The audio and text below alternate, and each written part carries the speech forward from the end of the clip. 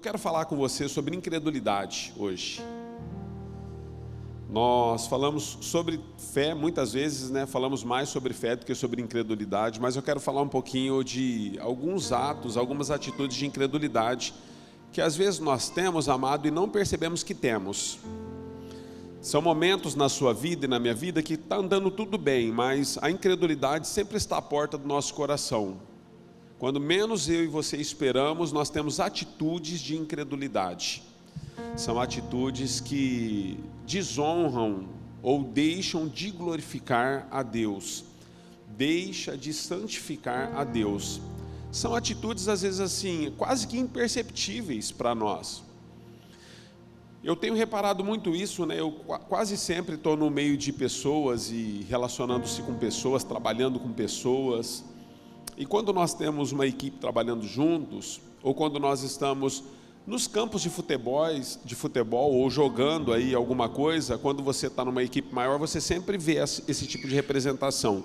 Quando nós estamos no calor do acontecimento das coisas, as pessoas se mostram quem são. Porque assim, a coisa é muito dinâmica, você não tem tempo de representar, você passa a ser quem é. Pessoas que trabalham em equipe, pessoas que jogam junto, pessoas que correm na mesma direção, em dado momento elas vão se espinhar. Por quê? Porque na verdade o dia a dia não dá para você representar todo o tempo. Tem hora que você está com uma equipe grande, tem pessoas vivendo questões diferentes de você, e você às vezes usa a frase, vamos, está dormindo? Não existe essas coisas assim nas equipes? E aí a pessoa que recebe fica impactada, porque ela fala, eita, achei que na igreja fosse diferente de lá fora, parece que é tudo meio igual aqui, os irmãos são meio... Eu vou percebendo essas coisas, sabe por quê, irmãos? Porque quando nós estamos correndo a corrida, não dá tempo de representar, nós precisamos atingir o alvo. E é nesse momento que nós demonstramos aquilo que somos, e aquilo que temos, e aquilo que carregamos. E nesses momentos você vai percebendo que algumas coisas, elas são do cotidiano mesmo. Você não faz por ofensa, você não faz... É do cotidiano e também nem ofende. Simplesmente natural, mas existem coisas que nós fazemos quando nós estamos em meio à corrida que ofende a Deus e ofende a igreja. Existem momentos da nossa fé cristã que a incredulidade ela está tão impregnada em nós que nós sequer percebemos que nós deixamos de santificar a Deus. Vamos falar um pouquinho sobre isso. Eu quero ler com você Números capítulo 20, versículo 6. Vamos tentar entender o que está acontecendo com Moisés e com o povo. Um momento importante para Israel. Aliás, amados, quantos têm acompanhado Israel? As coisas têm ficado bastante difíceis. Eu queria que você não deixasse de orar. Não deixe de orar. Muitas pessoas inocentes, muitos civis, muitas famílias. E as coisas agora, à medida que elas vão avançando, acontecendo, você vai percebendo muitas complicações por trás daquilo que sequer tínhamos informações, né? Não sei quantos estão acompanhando, na verdade, o esconderijo do Hamas fica debaixo de um dos maiores hospitais da faixa de Gaza. Então, como que você pode atingi-los sem destruir todas as pessoas inocentes que estão dentro de um hospital, sendo tratadas e curadas? Então, são estratégias e nós precisamos entender, amados, enquanto essas guerras não cessarem, muitas pessoas ainda, civis, pessoas inocentes, vão perdendo a vida, por conta de ideologias, por conta de falta de fé em Deus e o Deus vivo. Amém? Estejam orando. Não deixem de orar, ok? Bom, um tempo bastante importante, Números capítulo 20, para o povo de Deus, Moisés e o Israel de Deus, e diz assim no verso 6: Então Moisés e Arão se foram de diante do povo para a porta da tenda da congregação e se lançaram sobre o seu rosto, e a glória do Senhor lhes apareceu. Disse o Senhor a Moisés: Toma o bordão, ajunta o povo, tu e Arão teu irmão, e diante dele falai a rocha e dará a sua água. Assim lhe tirareis água da rocha e dareis a beber à congregação e aos seus animais. Então Moisés tomou o bordão diante do Senhor, como lhe tinha ordenado. Moisés e Arão reuniram o povo diante da rocha, e Moisés lhes disse: ouve agora, ó rebeldes, porventura faremos sair água desta rocha para vós outros? Moisés levantou a mão e feriu a rocha 2 vezes com o seu bordão, e saíram muitas águas, e bebeu a congregação e os seus animais. Mas o Senhor disse a Moisés e a Arão: visto que não crestes em mim, para me santificardes diante dos filhos de Israel, por isso não fareis entrar este povo na terra que eu lhes dei. São estas as águas de Meribá, porque os filhos de Israel contenderam com o Senhor, e o Senhor se santificou neles. Texto bastante conhecido, né? Quero tentar entender um pouquinho do contexto desse texto com vocês, porque 40 anos já estão se passando, queridos, e o povo está caminhando com Deus por um deserto durante 40 anos. Se você conhece a história, as narrativas da caminhada de Moisés com o povo no deserto, você vai ver muitos prodígios, sinais, maravilhas, muitas coisas que Deus já havia operado na vida e através da vida de Moisés. Deus está conduzindo o povo, na verdade, não só para uma terra que mana leite e mel, mas debaixo de uma condição que Deus estava implantando e plantando no coração daqueles homens, daquelas mulheres, um princípio, que era o princípio de que Deus era absoluto sobre todas as coisas. Ele era o único Deus e não havia outro Deus além dele. E nessa caminhada, Deus vai formando dia a dia o coração desse povo, tirando o coração do povo da incredulidade a respeito de si mesmo. É isso que Deus está fazendo. Porque o povo tinha muita dificuldade para crer em Deus, e Deus está trabalhando a incredulidade desse povo. Então Deus usa de várias formas, meios, maneiras, usa sinais, usa milagres, usa Moisés e vai usando.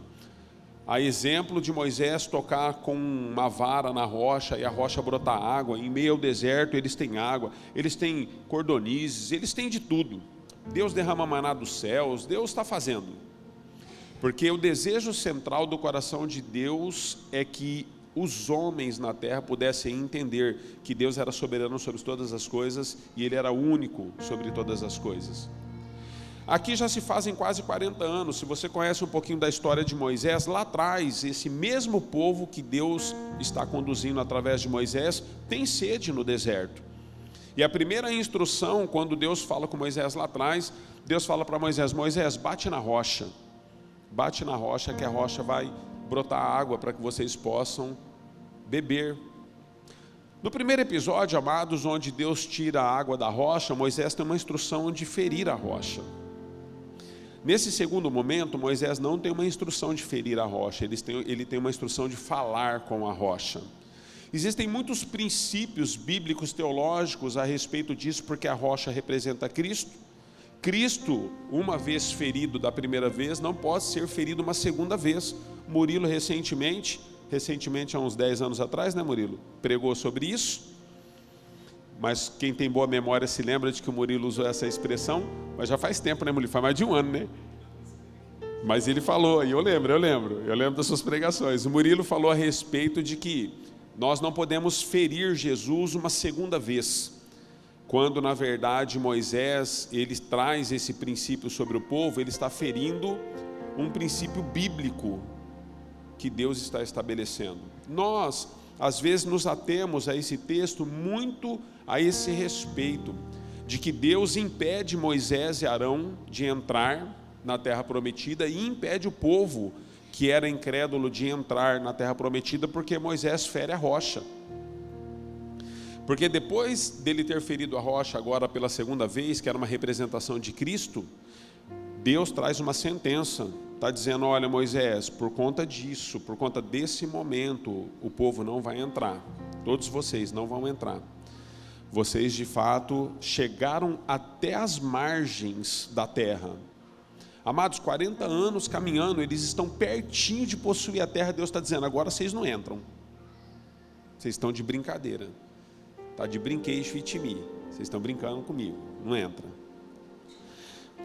Nós nos atemos ao fato de Moisés ter ferido a rocha, mas o ponto central. O ponto central aqui não é o fato de Moisés ter ferido a rocha.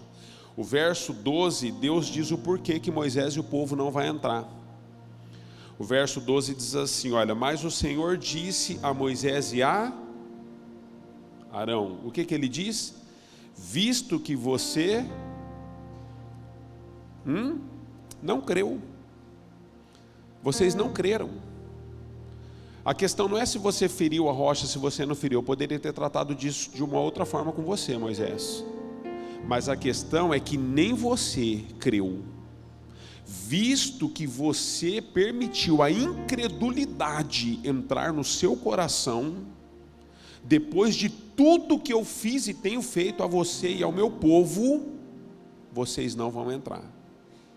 Porque vocês não creram na minha palavra. A minha palavra para você como um sacerdote, a posição que você ocupa, Moisés, é essa: fale com a rocha. Você precisa crer no que eu estou dizendo.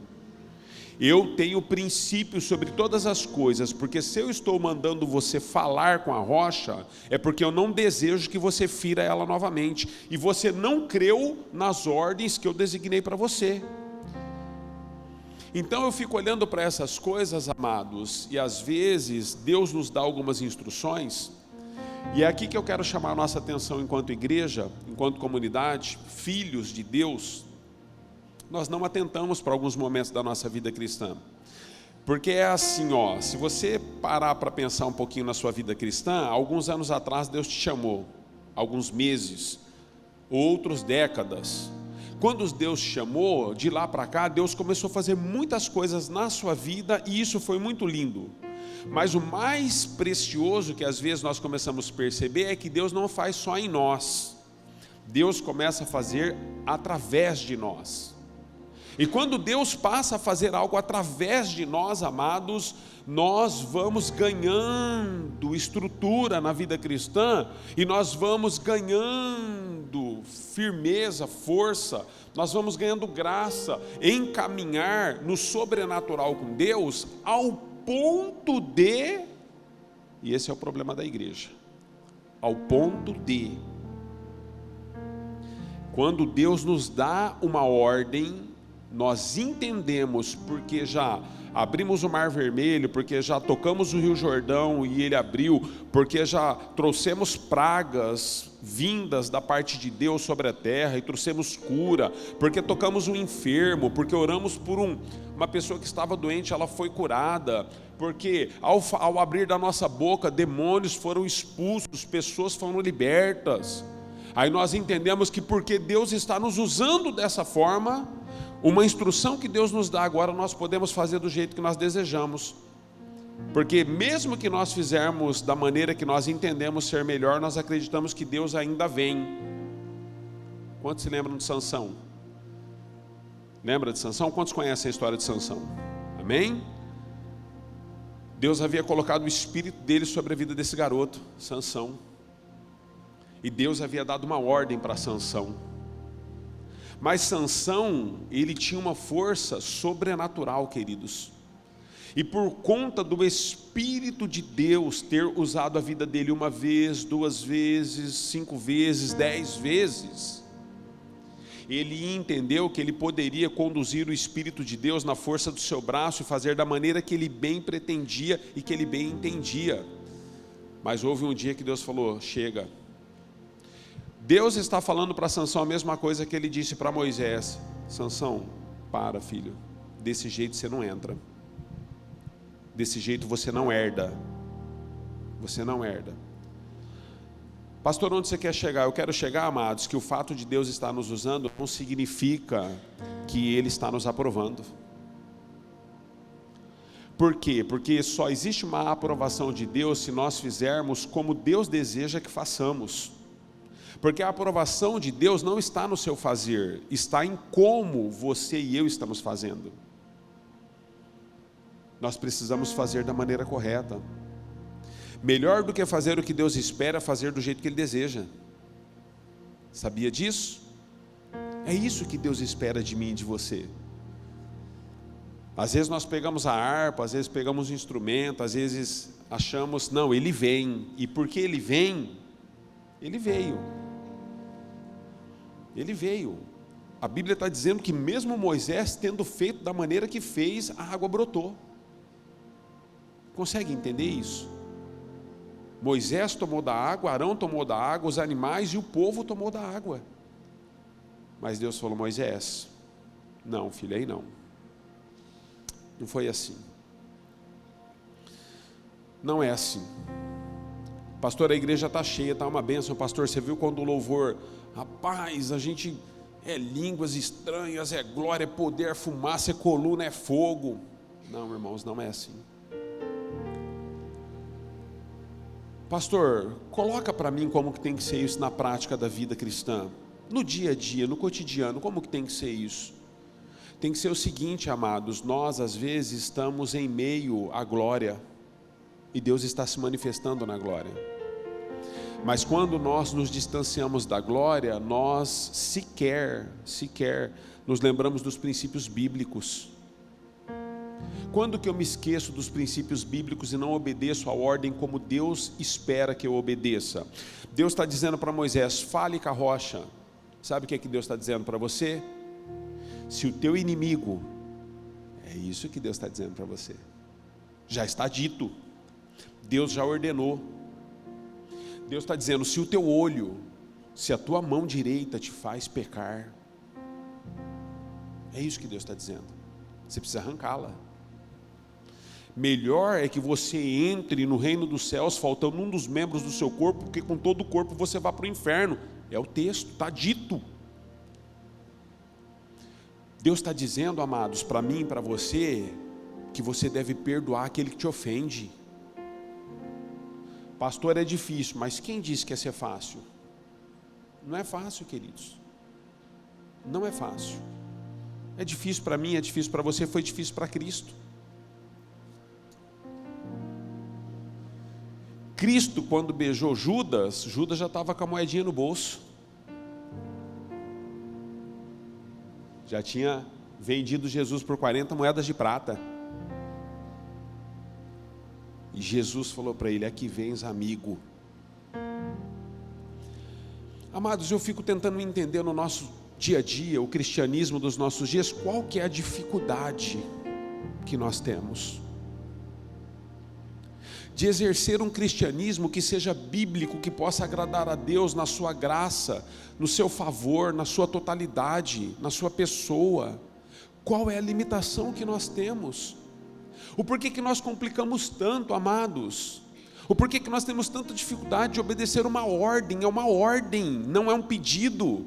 Amados, quem pede são amigos, Deus ordena, patrões mandam. Mas louvado seja Deus que nós não temos um patrão, nós temos um pai. O pai pode pedir algo a um filho, se ele desejar. Se ele não desejar, ele manda, ele ordena, ele diz como tem que ser. E Moisés está vivendo esse momento, amados, onde de fato ele não obedece a Deus. Então, primeira coisa que eu quero que nós entendamos como igreja, primeiro princípio desse texto: creia na palavra de Deus que foi liberada sobre a sua vida. Quantos creem? Quantos obedecem? Diminui o amém, vocês sentiram? Mas eu louvo a Deus pela igreja ser sincera, irmãos. Eu louvo a Deus por isso. Nós precisamos ser sinceros. Nós precisamos entender que existe muitas vezes um Satanás em nós.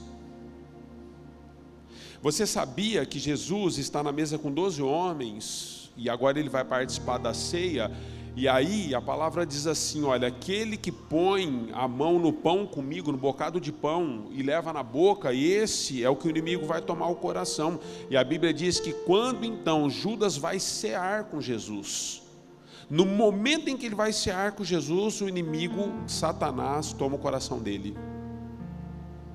Você pode ter o seu coração tomado por Satanás numa ceia com Cristo, e você pode ter o seu coração preservado no campo do inimigo, porque Deus falou assim: eis que eu envio vocês como ovelha no meio de lobos.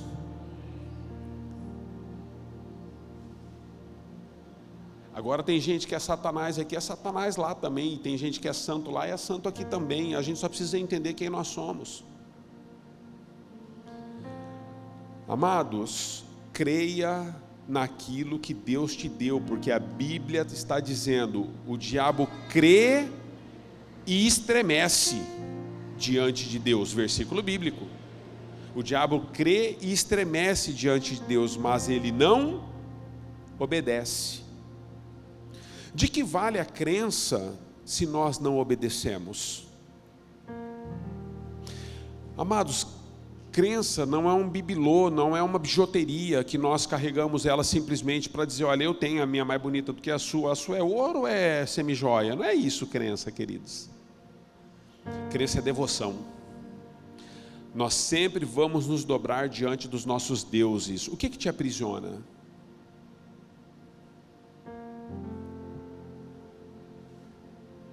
Qual a tua maior prisão hoje? O que está roubando de você o que Deus é?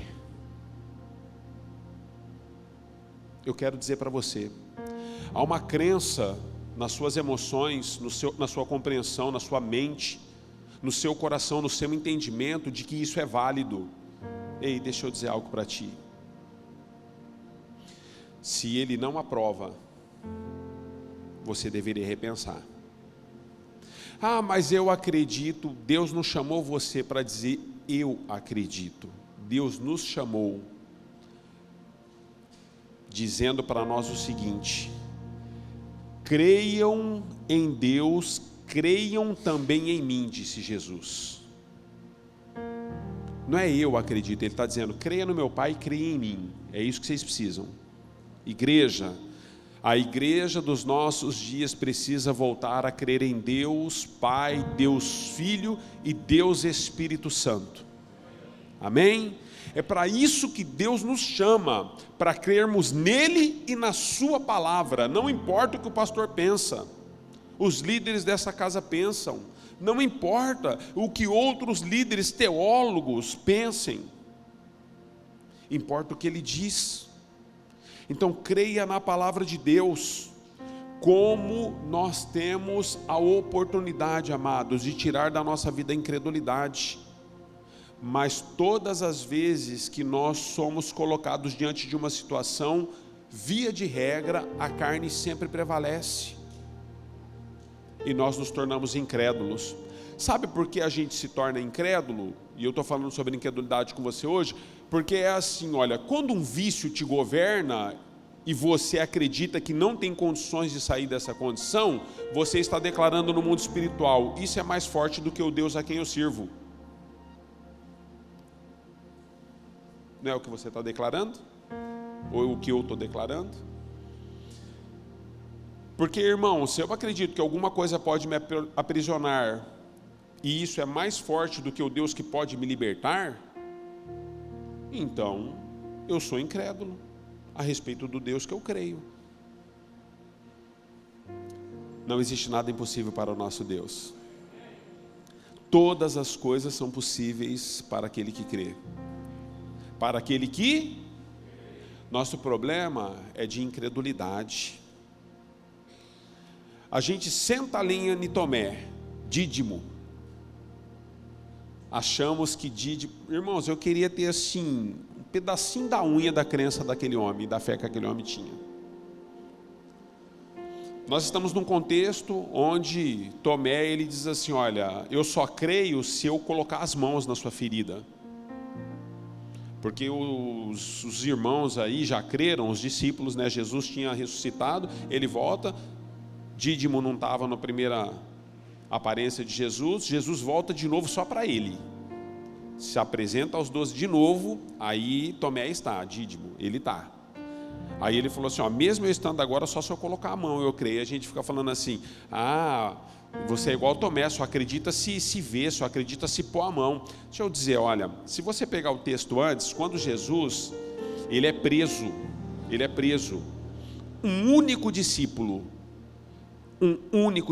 conversando com Jesus, com os 12, disse assim: olha, nós precisamos ir com ele até a crucificação e morrermos juntos. Sabe quem usou essa frase? Quem usou? Vamos ver se adivinha. Hã? Quem usou? Tomé. Ele desejou ir, querido, todo mundo amarelou. Aí a gente fala que o cara não tem fé. Ele falou, não, vamos nós com ele, vamos morrer junto. Nós não estamos nisso, ele é o nosso Senhor, ele é o nosso Salvador, vamos juntos. Por que será que nós tememos? Nós não devemos mais temer a própria vida e nem temer a morte. Sabe por quê? Porque agora ele é Senhor absoluto sobre tudo. Em nós e através de nós, então vamos juntos morrer com ele. Mas todos os discípulos disseram não. E sabe qual que é o problema da igreja dos nossos dias? Quase que sempre, a maioria sempre vence, porque aperta e sufoca aqueles que se posicionam. Irmão, irmã, deixa eu dizer algo para você nessa manhã. Não permita que nenhuma multidão aperte, acue você num canto de parede e roube de você a semente que Deus colocou dentro do seu coração, do seu espírito. Seja você aquele que se posiciona em fé na palavra que Deus te deu. Eu tenho uma palavra, Deus me deu uma palavra, está escrito. Jesus, em João capítulo 4, Mateus capítulo 4, quando Jesus sobe, queridos, para ser tentado pelo diabo, ele vence o diabo não tire a palavra e as ordens de Deus da sua vida. Não negocie os princípios de Deus, não faça da sua forma. Estabeleça diante das circunstâncias da vida aquilo que ele disse da maneira que tem que ser. Nós precisamos compreender isso, irmãos. Nós ofendemos mais a Deus fazendo aquilo que ele não mandou do que não fazendo aquilo que ele mandou. Sabia disso? Nós ofendemos mais a Deus fazendo o que ele não mandou. Às vezes Deus nos manda fazer algumas coisas e a gente tem dificuldade, porque a gente tem medo. Ele chamou Moisés, Moisés falou, eu não sei nem conversar, Senhor, eu não vou. Ele chamou Jeremias, Jeremias falou, Senhor, eu sou uma criança eu não sei nem falar. Ele chamou Gideão, Gideão falou, eu sou menor da casa do meu pai. Tem misericórdia, Senhor, escolhe outra pessoa. Às vezes Deus nos manda fazer alguma coisa, a gente não vai. Ele chama Jonas para ir para Nínive.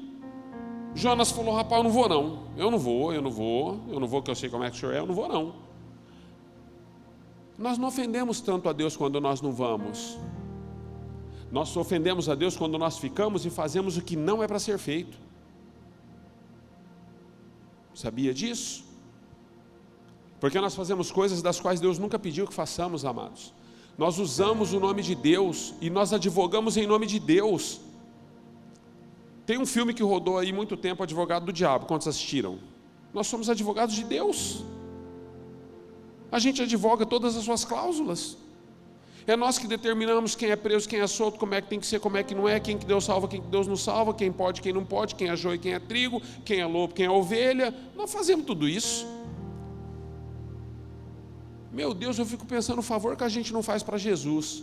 Porque a Bíblia diz que Ele é o nosso advogado que está à destra do Deus Pai Todo-Poderoso. E quando nós pecamos, Ele diz, filhinhos, não pequeis. Mas se você pecar um dia, filho, e vai pecar todos os dias, você tem à destra do Deus Pai Todo-Poderoso um advogado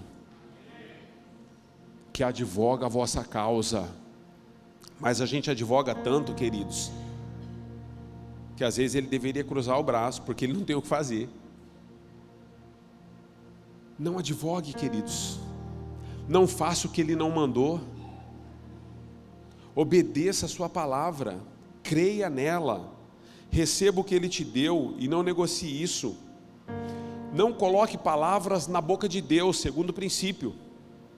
Colocamos palavras na boca de Deus. Moisés, fale com a rocha, diga para ela que a água precisa brotar. Reúna o povo, Moisés, faça isso. Moisés reúne o povo, chama toda a congregação e Moisés fala assim: bando de rebeldes, vocês acham que nós vamos bater na rocha para brotar água para vocês? Moisés está colocando palavras na boca de Deus. Deus não mandou falar isso.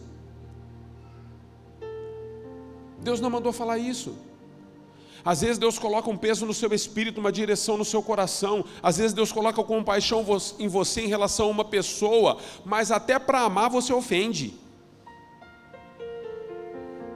Deus está dizendo, olha, esse irmão precisa de um abraço, ele está em pecado, ele precisa ser amado, o amor vai tirar ele desse pecado.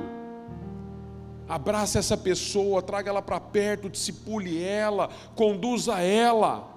Aí você chega na pessoa, é o que Deus falou para você trazer e amar.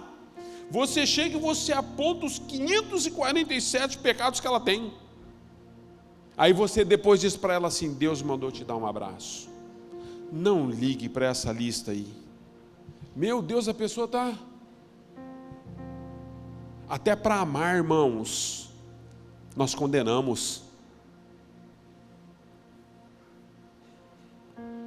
A gente se aproxima da pessoa e fala assim, mas também o que você fez com ela não tem cabimento, né? Não tem, irmão. E o que você está fazendo com ele agora, tem?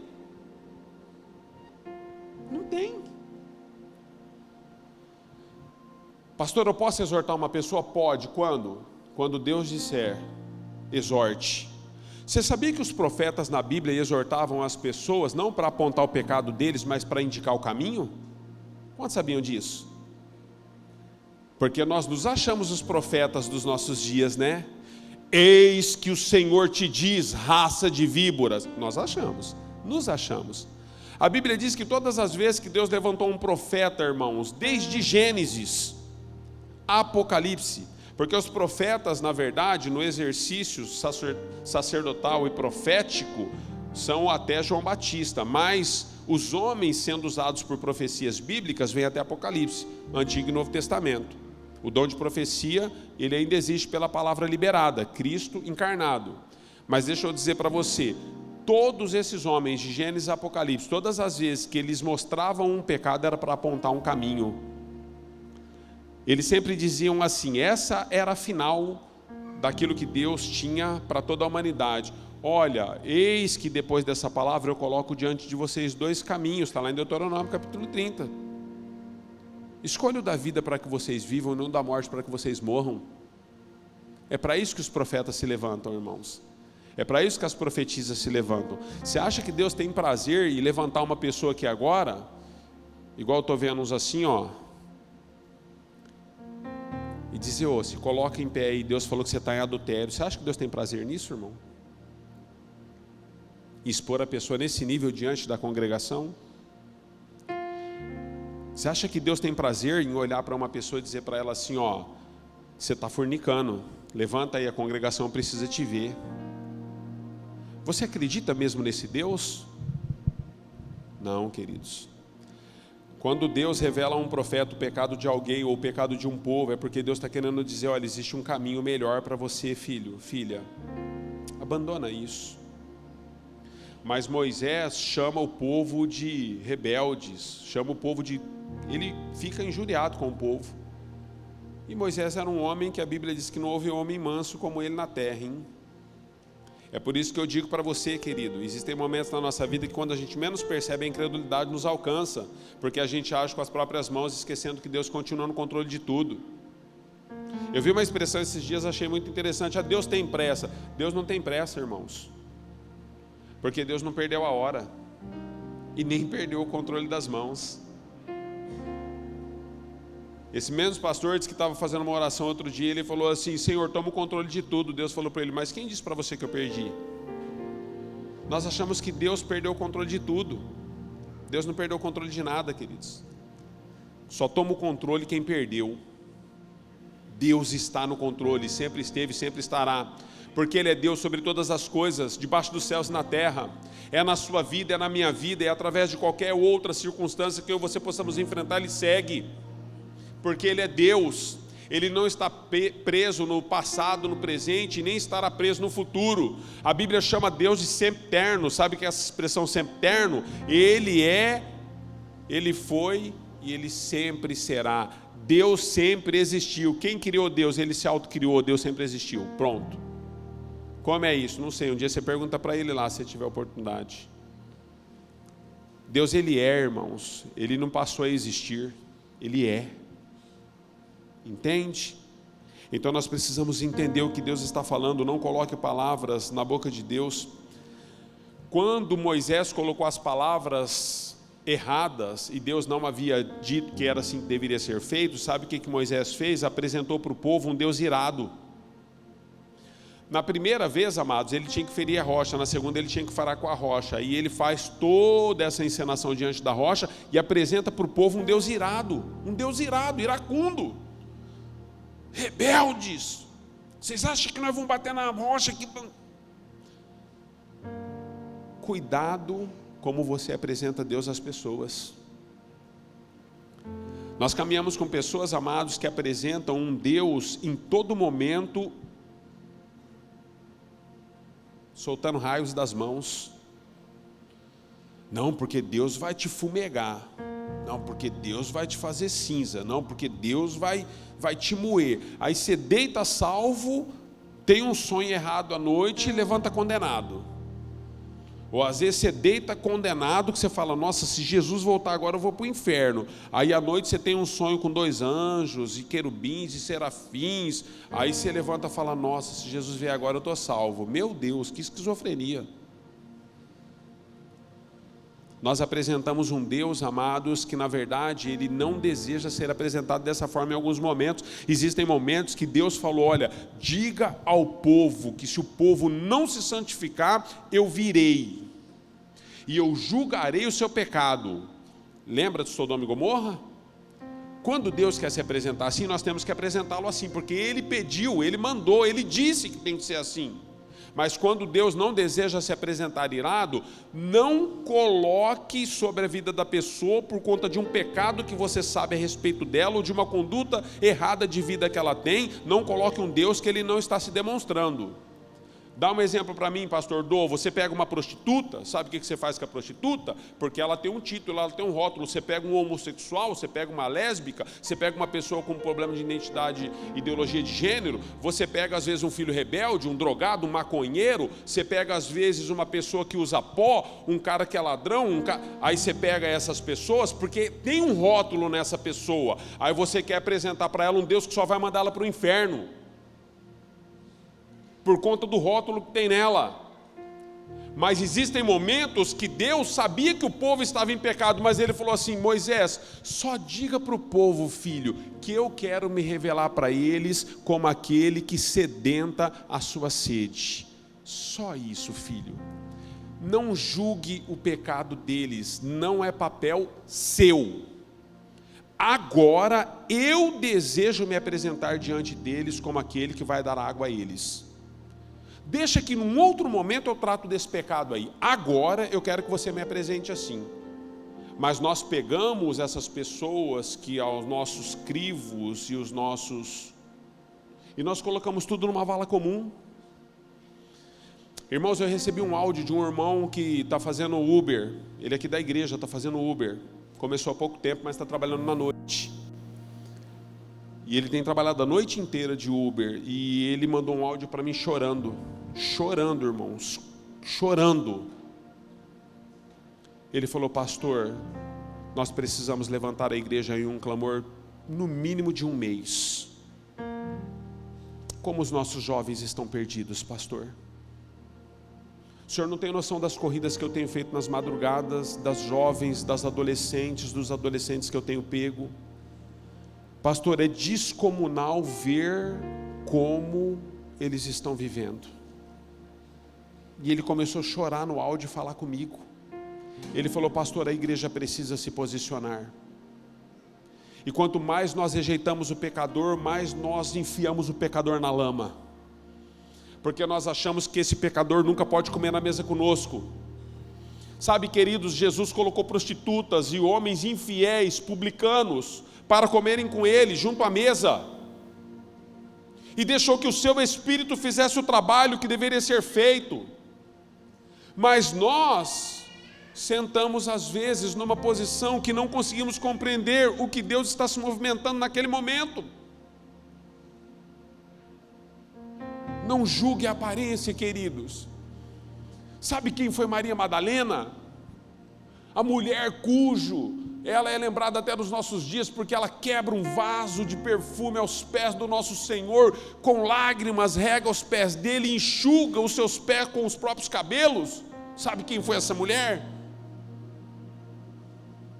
Uma prostituta, desacreditada.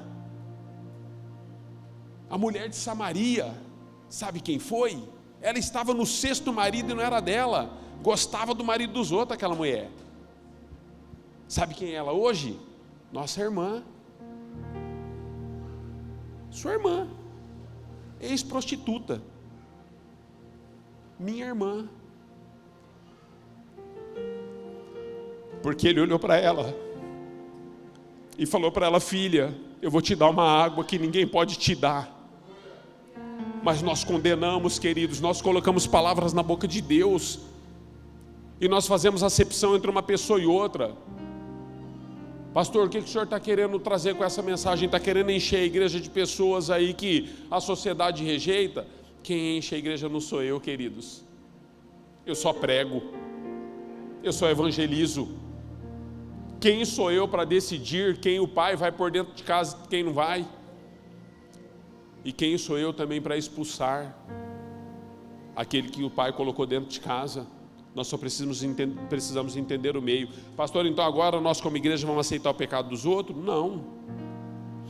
Não misture as coisas, querido. Seja maduro e seja espiritual para entender. O que Deus está nos dando hoje é como você deve abordar em cada momento, em cada situação. Um dia Deus mandou Moisés bater na rocha, outro dia ele falou: fale com a rocha.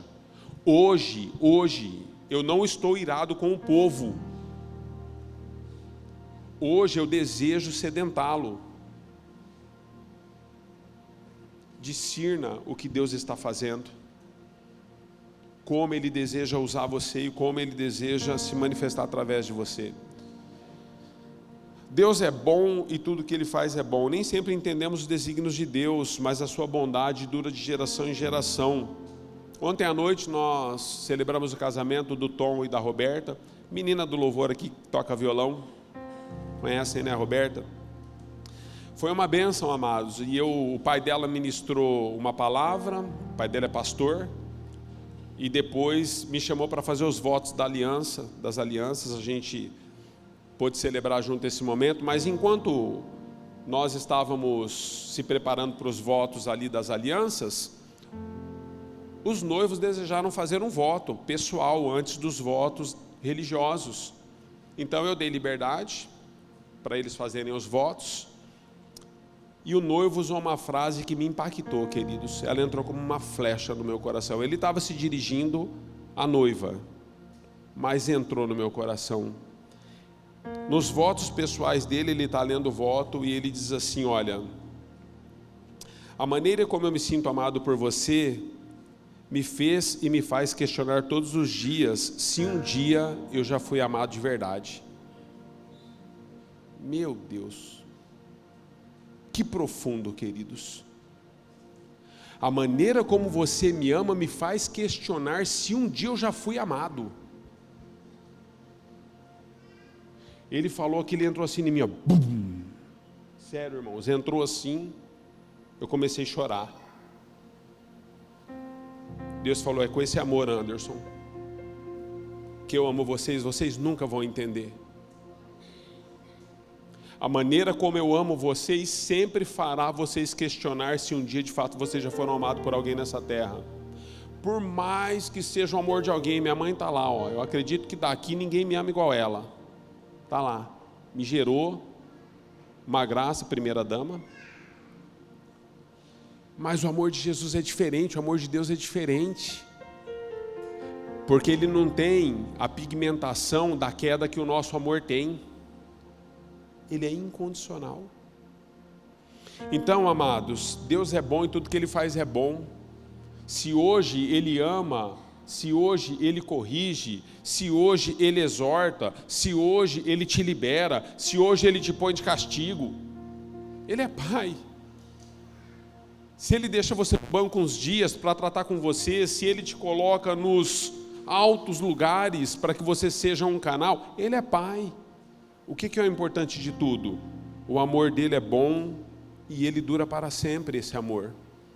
Moisés, diga para o meu povo, através dessa ação que eu estou trazendo, que eu os amo. Dá água para o povo, filho. Não fala nada, só dá água. Não julgue, não coloque palavras na minha boca. Dê água para o povo. E eu finalizo com você dizendo, não vai dar tempo assim da gente discorrer muito, mas eu finalizo com você dizendo que não fira a rocha. Pessoas feridas ferem, queridos. E eu tive pensando muito essa noite assim foi uma noite de guerra espiritual para mim. Porque quando a gente está assim, sensível à voz de Deus, Deus começa a nos ministrar muitas coisas. E eu me lembrei daquele rapaz que devia um certo dinheiro ao seu senhor, e o seu senhor então chama ele, e ele explica para o senhor que ele não tinha condições de saldar aquela dívida, e o seu senhor perdoa-lhe a dívida, e ele sai daquele lugar, e no mesmo instante ele encontra outra pessoa que devia muito pouquinho para ele. A gente conhece a parábola, né? O que acontece? Quando ele encontra o rapaz, ele não perdoa a dívida do rapaz que era pequenininha, tendo sido perdoado de uma dívida tão grande. O Senhor fica sabendo, traz ele de volta e condena ele. Deixa eu falar para você, o que leva uma pessoa a receber um perdão tão grande, tão imenso, incontável, incalculável, e no mesmo instante não conseguir perdoar alguém? Eu tive pensando muito hoje sobre isso, queridos. Por que nós ferimos a rocha? Por que nós ferimos uns aos outros? Por que nós ferimos pessoas? Por que nós que fomos tão perdoados não conseguimos lidar com o outro na mesma proporção? É porque, amados, embora nós fomos libertos e perdoados, nós não recebemos esse perdão de maneira bíblica. Pessoas que agridem os outros é porque mesmo com a dívida, própria dívida perdoada, elas não conseguem se sentir livres e perdoadas, elas são feridas. Elas giram em torno da própria dor e do próprio problema, porque elas não conseguem se sentirem perdoadas por Deus. Conhece tudo da Bíblia. Conhece o Deus, o Pai, o Filho, o Espírito Santo, Apocalipse, Gênesis, conhece tudo. Mas não conseguem viver uma vida do perdão que Deus deu. E por conta disso fere pessoas. Porque não compreenderam a proporção daquilo que Deus fez e não receberam aquilo que Deus fez na mesma proporção que Ele deu. A pergunta que eu faço para você, sabe o que Deus espera de mim e de você para não ferir a rocha? É que a gente siga ministrando as boas novas do Evangelho. E as boas novas do Evangelho é que Jesus ainda salva, liberta e cura, queridos. É que Ele salvou você, salvou a mim, e Ele continua salvando, libertando e curando. É que Ele continua fazendo da maneira dEle, não da nossa, e que existem muitas pessoas que serão tocadas como nós temos sido, mas para que elas sejam tocadas através de nós, elas precisam encontrar em nós a água que sacia, que não é nossa, mas está em nós. Eles precisam encontrar. Nós precisamos receber o perdão de Deus nessa proporção, ao ponto de quando nós tocarmos os outros, nós não venhamos a feri-los. Pastor, o que eu devo falar quando eu estou ferido? Moisés não estava bem, queridos, essa é a realidade, por isso que eu tive pensando sobre isso. Eu li o texto, é que eu só fragmentei para nós, mas eu li todo o texto. Sabe o que acontece com Moisés? Ele não estava bem. Quando nós não estamos bem, nós ferimos as pessoas. Moisés estava por aqui com o povo, ele estava por aqui, um cara que intercedeu pelo povo lá atrás, falou: Senhor, se o Senhor for matar esse povo, não me leva mais, eu não quero caminhar com o Senhor. Mas agora ele está por aqui com o povo, alguma coisa aconteceu na caminhada que deixou ele assim, no limite. Aí ele está com o coração ferido, ele fere. Cuidado com as suas feridas, para que você não fira a rocha.